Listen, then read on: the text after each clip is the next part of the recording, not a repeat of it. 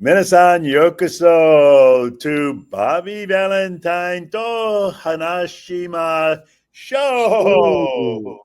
Yeah, and here I am with Frankie Rampin, and we're going to talk MLB baseball. We're going to talk about the Japanese players who are playing in MLB baseball and about all the intricacies and interesting things that happen in spring training, preparing for the Major League season. Frankie, how was your week so far? Oh, it's been amazing. Spring training just ramping up, getting things going. The MLB regular season is about 25 days away. Cannot wait for things to get started out at the Tokyo Dome in Japan. Yeah, just that mid-March classic where the Cubs and the Dodgers and everyone in Japan is excited and everyone here is excited. I'll be in Japan for those games, and I just can't wait to see someone like Ohtani, who had his first at-bat just a couple days ago, and he had it, interestingly, as everyone knows, against his fellow countryman and the guy who went to the same high school in Iwate, Yusei Kikuchi. And it was a good battle, the first at-bat. The count went to 3-2, and then, Shohei does what Shohei does. Frankie, a long fly ball to left field for his first home run of the spring. And what else would you expect from Shohei Ohtani? He did the exact same thing last year, homering in his first at-bat of the spring, and he does it again, this time off of Kikuchi. And I said it to you a little bit ago.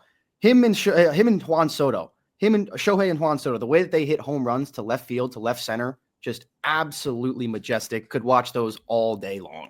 Yeah, they're big, strong, and great hitters and great athletes. And Kikuchi was not celebrating on this one, but the next at-bat that came up soon thereafter, Shohei against Kikuchi. Kikuchi won that one with a strikeout, swinging. And I wonder if, in fact, he could have celebrated a little more, Frankie. What do you think? I know he was excited to have the matchup. They go back a long ways together. They've had matchups before, and this being the first of the 2025 campaign. But with the strikeout after the home run, you think a celebration was in order? Oh, maybe. And that's another one of the main things to come out of spring training this week. Jeffrey Yan, left-hander for the Colorado Rockies organization, had some wild strikeout celebrations. Gets a looking strikeout here, leaps, almost does a full split, and punches out the batter himself. Yan absolutely losing his mind after this first strikeout. And that didn't even end the inning. Another one right here, another splits, punching him out, telling him to go back to the dugout. Just unbelievable emotion here from Jeffrey Yan. Well, I think the entertainment value of seeing someone do this is something that baseball needs. I know that Yan is not a household name, and I know he's not a Major League All-Star, so he's really not supposed to be doing the split. But I think the fans really enjoyed it. I think that when he shows that emotion and has a good act, it will attract more fans, and I think baseball needs more of it. Frankie, there's a team, though, that plays the game only with the show in mind, and they're attracting quite a fandom here in America. Yeah, and another thing that has been evolving over the years, the bat flips, celebrations on the mound, stuff like that. The Savannah Bananas have taken that to the next level. They have these full-on choreographed dances by the whole infield, the center fielder, the pitcher, the catcher, even the umpire is involved, doing a whole routine before they pitch, throwing a strike in there. Crazy, crazy antics before every pitch. Very different than the type of baseball we're used to seeing in MLB and in the MPB.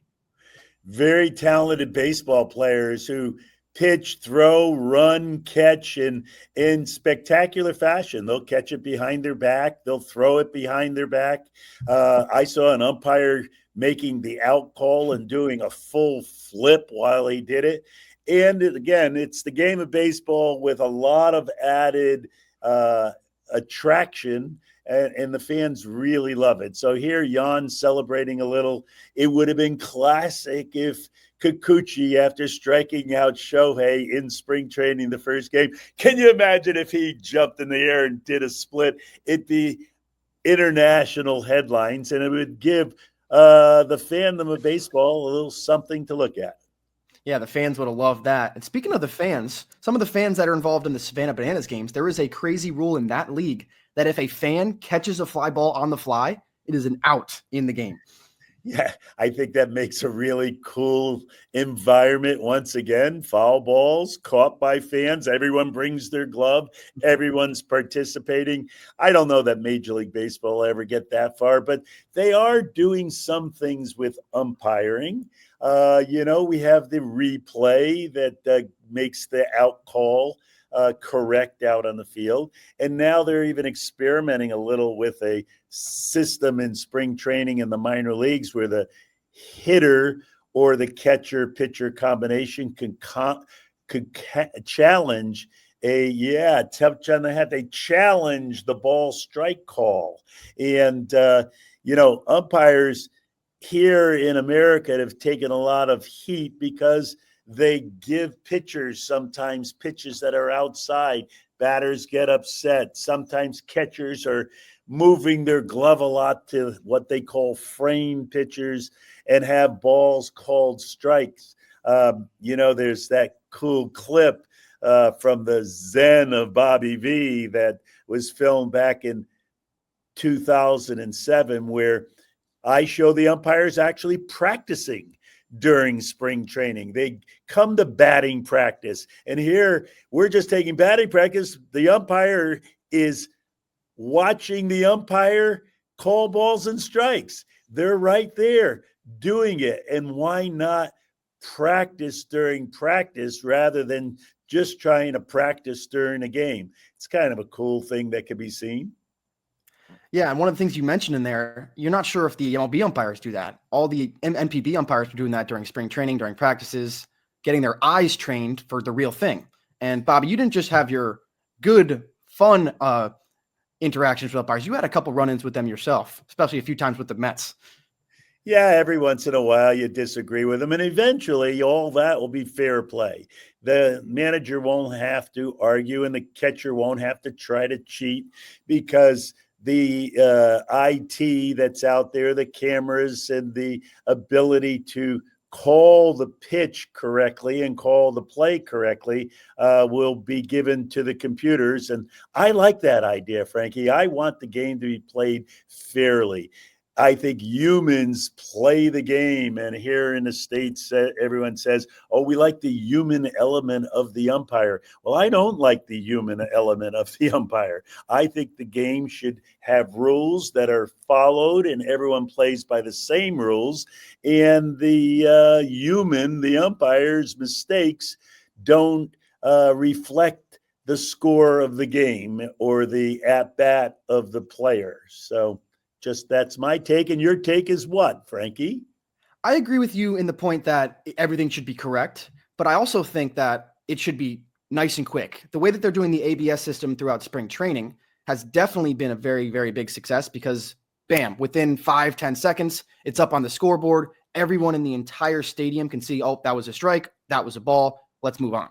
That is perfect. They tried to do this in the NFL, the National Football League, one of the popular sports over here in America, and it didn't work. They tried to do that with the first down yardage. They couldn't get it to go fast enough. The first time they tried it in not a spring training, but a preseason game in the NFL, it took about 3.5 minutes. So baseball already ahead in that fact, and hopefully they can just keep improving it, and make it seamless to be a part of everyday baseball.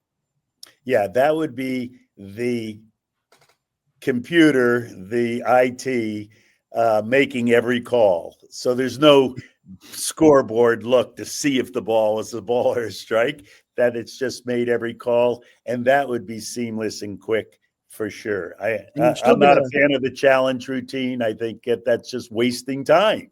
I mean, why do you have to challenge something? Get it right before the challenge. And you're still going to need that home plate umpire because, sure, he's going to have to relay the balls and the strike calls, but also plays at the plate, check swings, all these different things come into play. Home plate umpire, that's a big concern. He's still going to be a part of the baseball game. Of course, yeah. If there's a play at the plate, he has to call the guy out or safe. If it's the ball's hit, he's got to call it fair or foul. There's still a lot of work for umpires to do. And again, just let's get the game being played finally by the players and everyone playing by the same rules. And, some of the rules in the States are a little different than the way the rules are enacted in Japan. In Japan, many of the rules are literal. What is said is what is done. And in the States, in particular, when a left-hander's on the mound, he's allowed to try to fool the runner. He's allowed to kind of break the rules and pick a runner off first, where Japanese pitchers, especially left-handed pitchers, see the rule of throwing to first base as literal, where it says the pitcher must step directly toward the base he is throwing to.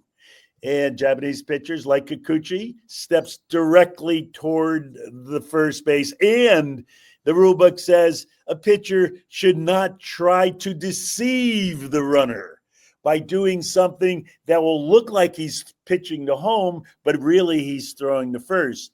Japanese pitchers do not try to deceive the runner. And U.S. and Latin pitchers do try to deceive the runner and deceive the umpire. And that's one of those rules that's really weird.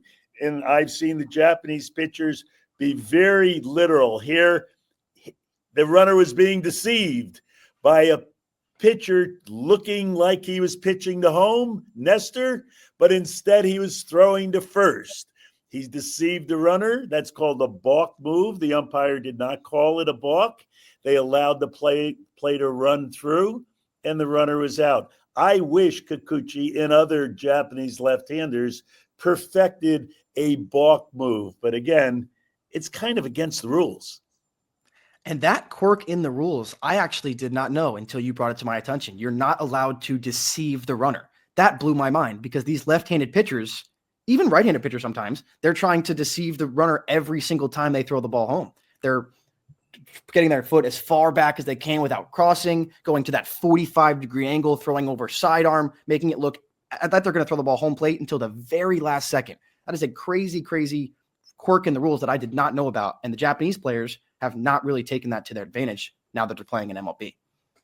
Exactly. And, you're talking about the rule. The rule book states in the rule that a pitcher is not allowed to deceive the runner. You just saw that Yankee pitcher, who's no longer a Yankee, Hector Cortez, deceive the runner and picked him off and got an out on the scoreboard. Again, one of those little nuances that you want to look for in a major league game. The left-handed pitcher who deceives the runner, the left-handed pitcher who doesn't. Kikuchi does not, but he pitches very quickly to the plate, so it's not easy for him to steal on, but he doesn't ever pick anyone off. And from what I looked at in the MLB vault, trying to find these pickoff moves that Kikuchi had, he has never picked off anybody in his MLB career. He's not deceiving enough. Yeah. Quick to the plate, though. Quick to the plate. That's it. Well, this was another little Bobby Valentine to Hanashima show. I hope you enjoyed the show today, sponsored by Steel Sports, and we're having fun. I hope you're having fun too. See you next time.